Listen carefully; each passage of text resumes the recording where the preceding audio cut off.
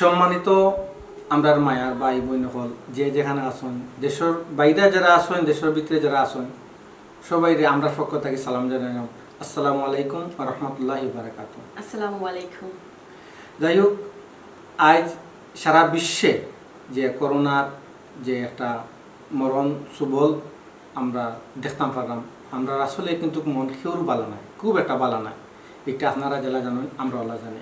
তো যাই হোক, সপ্তাহ পরে এই রোগটা আল্লাহ দিছেন, এই ভাইরাসটা ও দৃশ্য ভাইরাসটা কিন্তু আমরা চোখে দেখি না।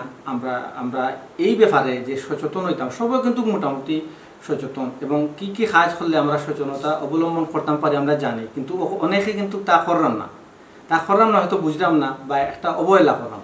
তো যাই হোক, আমরা প্রাথমিকভাবে মানে কি কি এগুর একটা ওই পদক্ষেপ নেওয়া যায়, কিতা কিতা করলে মানে এই ভাইরাস থেকে এই জীবাণুমুক্ত আমরা হইতাম পারি, এই ব্যাপারে আমরা সামান্য সময় ব্যয় করবো। আপনারা একটু আমরা শেয়ার করবা, সময়টা একটু ব্যয় করবা, তৈলই কথা। তো আমি প্রথমেও হইতে যাই, আপনি সবসময় নিজের পরিষ্কার রাখবা, কারণ আপনি যে সময় পরিষ্কার পরিচ্ছন্নতা রাখবা তখন আপনার কোনো জীবাণু আক্রমণ করতে পারতো না। আর আপনি সবসময় হ্যান্ড স্যানিটাইজারটা ইউজ করবা, মাস্ক ইউজ করবা, পিপিটা ইউজ করবা। আমি জানি পিপি সবসময় সবে ফাইত নয়, এটা আসলে খুব রেয়ারলি, তারপরেও চেষ্টা করবা পিপিটা ইউজ করার লাগে। আর খুব খুব বেশি যদি জরুরি না হয় তাহলে ঘরে থাকবা প্লিজ। আর যদি আপনারা বাড়া যেতাম মনে করুন অনেক প্রয়োজন আছে, কিন্তু বাড়া যাওয়া লাগে, আমরা অনেক সময় বাড়ায় যাই, তাইলে মানে মানে কিলে আমরা বাড়া যেতাম প্রোটেকশন লইয়া যাওয়া লাগবে। ফার্স্ট অফ অল প্রোটেকশনটা হইল গিয়া আপনি হ্যান্ড গ্লাভসটা ইউজ করবা, স্যানিটাইজারটা সবসময় আপনার পকেটে রাখবা, মাস্কটা ইউজ করবা, প্লাস খুব সম্ভব যদি হয় আপনি পিপিটা ইউজ করবা।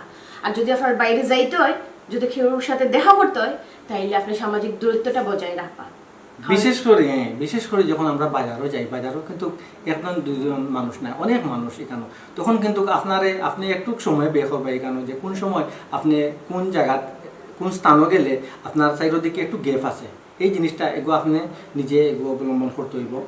কথা আর একটা ব্যাপার হইল গিয়া, এই মুহূর্তে কিন্তু আমরা অনেক সময় দেখি আমরার মধ্যে কিন্তু আমরা বাড়ি করে অনেক মেহমান হলাই। আমরা উচিত হইল কি এই টাইমে আমরা মেহমানদারি করতাম না, জীবনে বাঁচিয়ে থাকতে হইলে, জীবনে যদি বাঁচিয়ে থাকি আল্লাহ হায়াতে বাঁচিয়ে রাখুন, কিন্তু অনেক মেহমানদারি আমরা করতাম পারবো, যার কারণে আমরা যেতাম না। হঠাৎ যদি কোনো মেহমান আই হয়, আসলে যদি আমার বাড়িও কেউ আই হয়, আমি কি তার ঠেলাইয়া দিতাম পারবো না? আমরা ঠেলাইয়া দিতাম না, কিন্তু আমরা আসে মুখে তাদের বুঝাইতাম হইব। কারণ দেখো কা বিভিন্ন পত্র পত্রিকা যেরকম নিউজ দের, ব্রিফিং দের, খেলে দের, আমরা লাগি দের, আমরা সচেতন থাকার লাগে। সো আমরা যদি সচেতন না থাকি অন্যরে কোনো সময় করতে পারতাম না। সো আপনার আমার সবার করণীয় নিজে সচেতন থাকতাম আর জনরে উপদেশ দিতাম, যেহেতু তাই না আমার কথাগুলো শুনিয়া তাই পথগুলো অবলম্বন করুন।